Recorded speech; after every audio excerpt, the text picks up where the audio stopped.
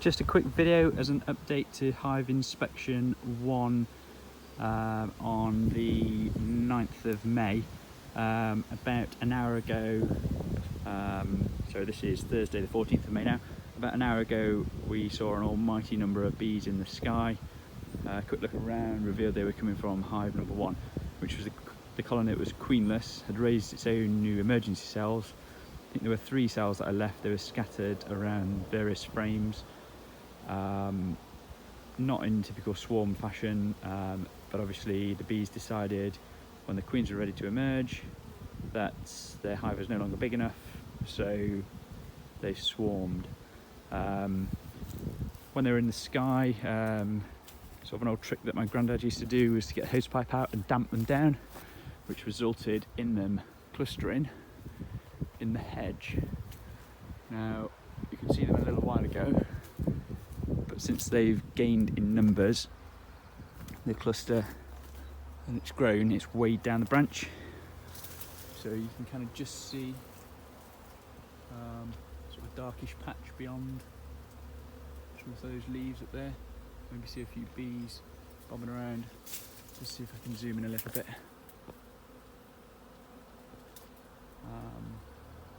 So it left me a bit of a challenge to get out of the tree.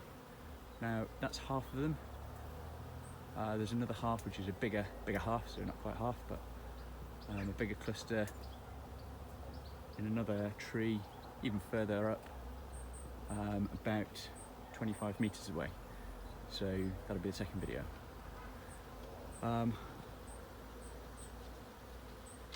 I'll try and show you how I get them out of the tree. So if you're going to try and collect a swarm, there's a couple of things you need. First, you'll need a nuke box or some swarm collection container. Could be a skep, could be a cardboard box. But if you've got a nuke box, you can get some frames straight in there as soon as the bees are in there, and then no need to move them sort of like immediately.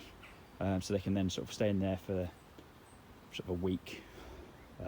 Well, longer than a week. It could become a viable colony. It could stay in there for a couple of months until it's built up. But there's no immediate need to then move them straight on. So, because this swarm's split in 2, probably with 2 virgin queens, 2 nuke boxes.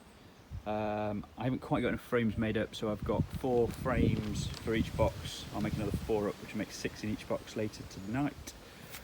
Pruning saw, pair of secateurs, and bee suit, or I'm just going to use a veil with a hat. That's about it. Well, actually, if you're in a tree like these ones are, then you'll also need a ladder or some means of accessing to get to them. That's the next job. Set up the ladder in the tree. So I'm now up in the tree, got the ladder leaning against a sturdy enough branch, and I can see the size of the colony. You can see it's quite a big one now that all the bees have settled. And like I say, this is about half of it, I believe. So what I'm planning to do is trim off that branch, probably somewhere sort of like back towards where my ladder's resting, somewhere I don't have to reach too far, but equally at a distance that the bees aren't too far, so that when I trim it off, they go plummeting because I can't hold it. So close enough to the bees so I can hold it, but further enough away so I don't disturb them too much when trimming it off. I'll then try and lower them down, might perch the box and nestle it in the hedge a little bit lower down, somewhere down there, so I can then just lower them while on the ladder into the box. That's the plan. Now to get suited up and come back up with some tools. Right, so if it's not causing too much trouble, it's probably a good idea to just prune a few branches off to just get them out of your way.